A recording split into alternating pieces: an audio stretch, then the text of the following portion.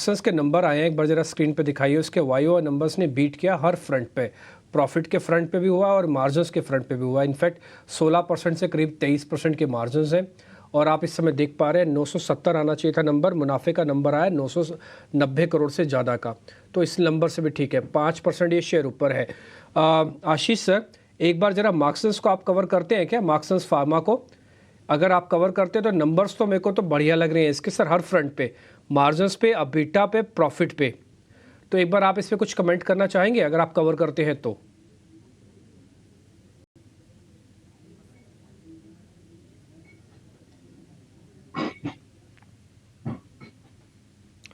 आशीष sir, आवाज़ आ रही है? अनम्यूट कर लीजिए सर, एक बार अनम्यूट कीजिए। हाँ जी, बताइए सर। मार्क्सन्स फार्मा ये ईयर ओवर ईयर तो इनफैक्ट नंबर्स काफी अच्छे हैं। जरूर क्वार्टर ओवर क्वार्टर देखें तो जो लास्ट क्वार्टर के नंबर्स थे वही ऑलमोस्ट रिप्लिका इस क्वार्टर में भी आया है। बट मुझे लगता है कि चूंकि कंपनी का जो प्रोडक्ट पोर्टफोलियो है वो काफी अच्छा परफॉर्म कर रहा है और इस साइज की कंपनी जो 80-82 करोड़ रुपए कंसिस्टेंटली पर क्वार्टर कमा रही है और अभी मार्केट कैप 7,000 करोड़ के आसपास ये स्टॉक मिल रहा है, तो वैल्यू है स्टॉक में। और सेक्टर भी अभी अच्छा लगता है क्योंकि जो पीएसयू में जो कार्नेज हुआ उसके बाद काफी कुछ जो इन्वेस्टमेंट है फंड का वो भी फार्मा और जो थोड़ा सा डिफेंसिव सेक्टर है, बैंकिंग, प्राइवेट सेक्टर बैंक, वहां शिफ्ट हो रहा है। तो बिल्कुल फार्मा क्षेत्र में जो अच्छी कंपनियां और अच्छे नतीजे लाएंगी तो वहां पर निवेश जाएगा। और नतीजे के हिसाब से मैं सेटिस्फाइड हूँ नंबर से। और मेरा मानना है यही रन रेट उनके आगे वाले क्वार्टर्स में भी जारी रहेगी, जहाँ 83 से 95 करोड़ के आसपास का उनका PAT run rate quarter over quarter देखने को मिलेगी आगे भी। क्या आप कह रहे हैं कि रन रेट थोड़ा और भी ठीक रहेगा, आगे चल के शेयर चल भी सकता है? बढ़िया है, 150 पावन का शेयर है, रिएक्शन दे रहा है 5% ऊपर आके। इसी तरह के आयशर के नंबर्स भी जरा स्क्रीन पे दिखाता हूँ। आयशर के नंबर मैंने दो हिस्सों में बताऊंगा आपको। पहला, मेरे को लग रहा है कि नंबर थोड़ा इनलाइन है और इनलाइन से स्लाइटली एक दो जगह पर मिस भी है। मैं आपको बताता हूँ, इसलिए आपको देख रहे होंगे ये शेयर ना लाल निशान में होगा। मेरा ऐसा मानना है कि ये ना ज़्यादा तोड़फोड़ करेगा, कुछ भी नहीं करेगा, और करता भी ना तो 1 से 1.5% के स्विंग में करेगा, इससे ज़्यादा नहीं। मैं आपको नंबर्स बताता हूँ। आशीष सर, आप ज़रा नंबर्स आप भी सुनना, और रुचित एक बार ज़रा आयशर के आप टेक्निकल चार्ट देखना, मैं आपको दिखाता हूँ।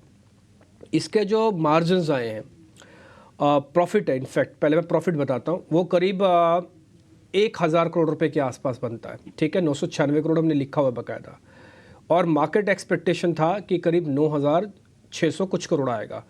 तो मार्केट एक्सपेक्टेशन से स्लाइटली बेटर है, थोड़ा सा 400 करोड़ रुपए मोटा मोटी आप समझ लो। आप आते हैं मार्जिन पे।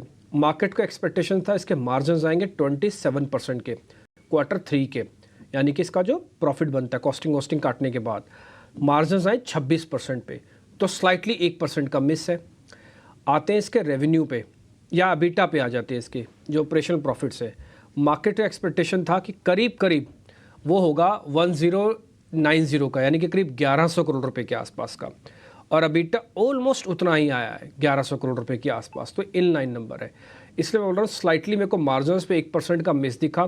प्रॉफिट इन लाइन है जितना एक्सपेक्ट कर रहे थे, सिर्फ 400 करोड़ ज़्यादा है जो मार्केट एक्सपेक्टेशन थी, अभी 1% नीचे आ गया। यही मैं आपको बता रहा हूँ कि टेक्निकली मेरे को देख के लग रहा है स्विंग 1 से 1.5% का बनेगा अभी इसके नीचे आने का। चेक करवा लेते हैं। आशीष सर पहले जरा आप बताइए, फिर रुचित से हम जरा टेक्निकल व्यू लेंगे। मैं तो बहुत ज्यादा नाराज नहीं हूँ नंबर्स को देख के, क्योंकि कंपनी का जो कंसिस्टेंट क्वार्टर ओवर क्वार्टर में इंप्रूवमेंट आ रहा है वो काफी ठीक है। तो जैसे 817, फिर 914 और अभी 996 करोड़ का जो मुनाफा आया है, मुझे तो और अट्रैक्टिव ही नजर आता है और बियॉन्ड एक्सपेक्टेशन ही यदि मेरा माना जाए तो।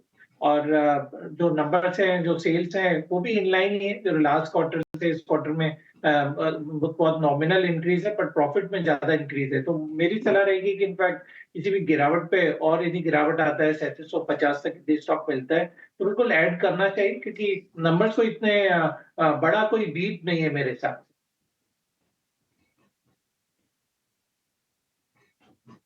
सर आपने जैसे बात रखी वो बात हुई, और देखिए 1.5% नीचे आ गया। अभी ये बिल्कुल हरे निशान में था, हमने आपको थोड़ा नोटिस भी करवाया था कि हमको नंबर स्लाइटली इनलाइन टू थोड़े से डिप दिख रहे हैं, और आप उसका रिएक्शन देख पा रहे हैं 1.5% नीचे है। रुचित एक बार जरा टेक्निकली आपने चेक कर लिया होगा, जरा बताना आयशर के अंदर क्या करना चाहिए। डिम्पी जी, काफी नैरो रेंज लग रही है शॉर्ट टर्म के चार्ट्स पे। तो इनफैक्ट अगर आप लास्ट 10-12 दिन से देखेंगे तो स्टॉक अपने 100 दिन के मूविंग एवरेज के ऊपर सपोर्ट ले रहा है जो 3750 के आसपास प्लेस्ड है, और सामने जब 4000 के आसपास जा रहा है तो वो लेवल्स, वो रेजिस्टेंस भी अब तक क्रॉस नहीं कर पा रहा है। तो टेक्निकली तो 3750 और 4000 ये 200 से 250 पॉइंट की रेंज है जिसमें स्टॉक कंसोलिडेशन फेज में। अभी रेंज के बियॉन्ड अगर आज का क्लोजिंग आता है 3750 के नीचे तो ट्रेंड बाद में वीक होगा। So I think as of now लग रहा है कि स्टॉक इसी रेंज में कंसोलिडेट और कुछ समय के लिए हो सकता है। ठीक है, ये 4750 की जो रेंज है बड़ी इंपॉर्टेंट रेंज है। ये पैनिक लो बिटवीन बना हुआ है और ये आज ही बन गया था। तो आपको मैं ज़रा स्क्रीन पे भी दिखा देता हूँ जिस पैनिक लो की अभी आपको बात कर रहे हैं सर। 1.5 से 2% नीचे है, बट 3750 नंबर्स ध्यान रखना, 3750 के नीचे जाएगा तो ये वीक हो जाएगा। ये मैंने 15 मिनट का चार्ट आपके लिए ड्रॉ किया हुआ है। इसमें ये पैनिक बॉटम बना हुआ है, यही आज का एक टेक अवे पॉइंट है। अगर ये नीचे गया तो फिर और वीक हो जाएगा। आयशर मोटर पे फंडा नंबर्स आपको बता दिए, आपको प्लस करने से पहले रोक भी दिया है, और आशीष सर ने, रुचित सर ने आपको एक टेक्निकल व्यू पॉइंट भी दे दिया थे।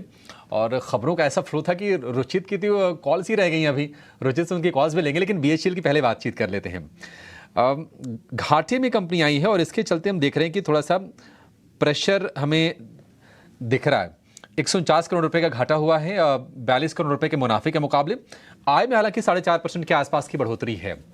BHEL हालांकि नीचे से रिकवर कर रहा है, 204 रुपए के आसपास का भाव था, वहां से रिकवर करके अब 214 रुपए पर फिर से आके कारोबार कर रहा है। रुचित जी, आप एक काम कीजिए, BHEL पर आप व्यू भी शेयर कर दीजिए और लगे हाथ में अपनी ट्रेडिंग कॉस्ट बता दीजिए। आई थिंक शॉर्ट टर्म में ज्यादा वॉलेटिलिटी एक्सपेक्ट की जा सकती है BHEL से। जो रिसेंट 240 का हाई बना है वहां से करेक्टिव फेज में एंटर हुआ है, और नीचे 200 का इंपॉर्टेंट सपोर्ट है स्टॉक के लिए। तो आज रिजल्ट्स के आसपास जो डिप हमने देखा उसमें एग्जैक्ट 201 का लो स्टॉक ने बनाया और वहां से रिकवरी हुई है।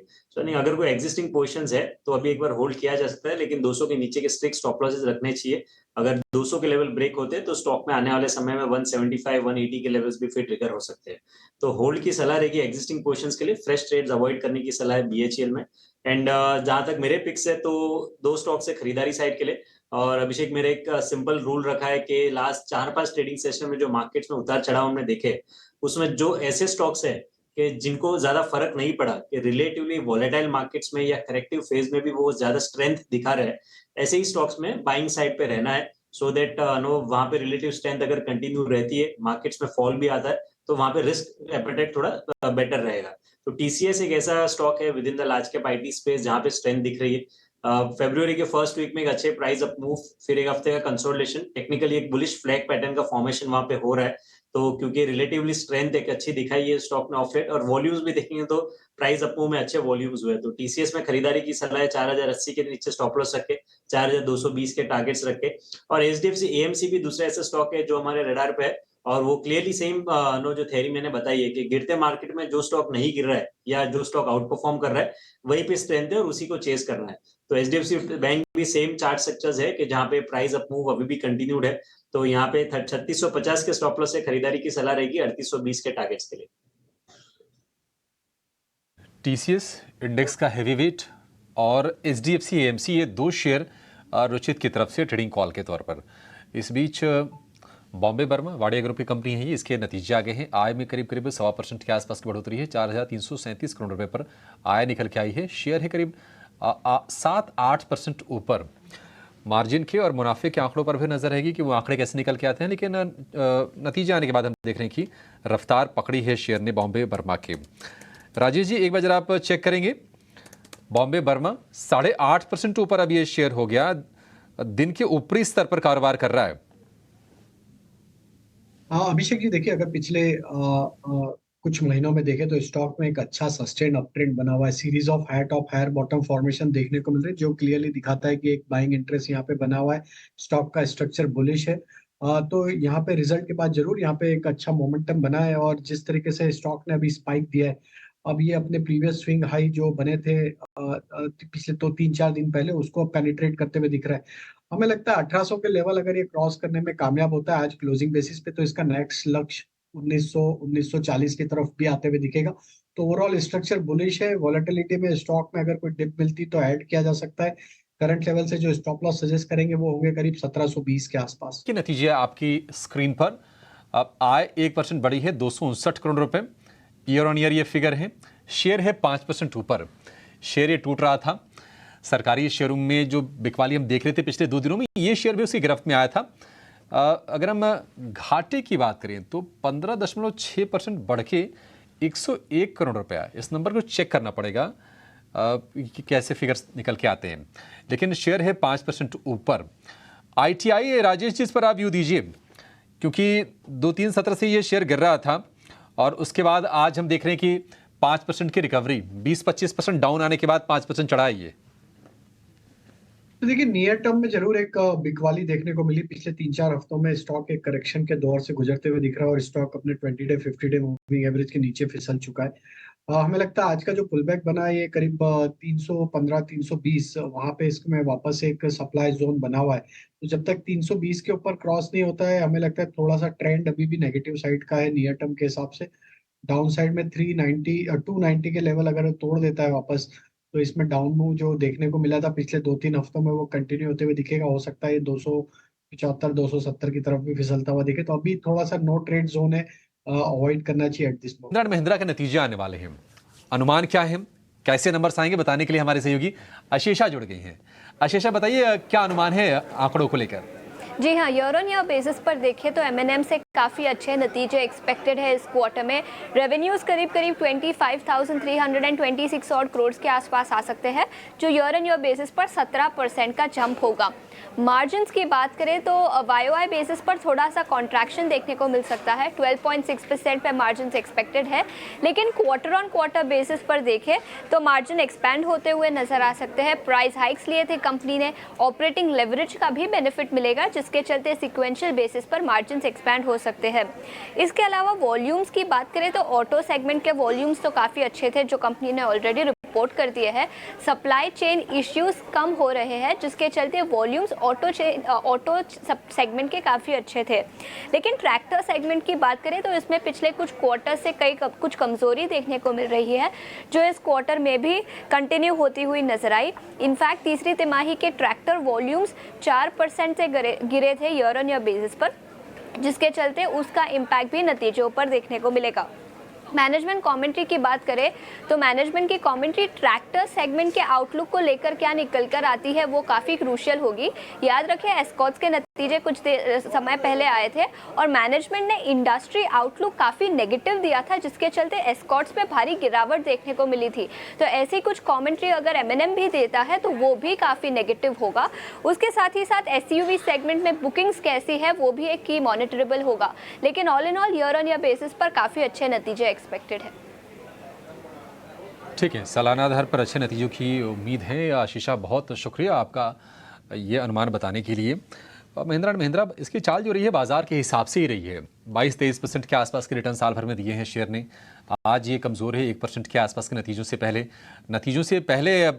रुचित कोई ट्रेड लेना चाहिए क्या, या फिर अगर ऑप्शंस के जरिए अगर आपको कुछ दिख रहा हो ट्रेड तो भी बता सकते हैं आप?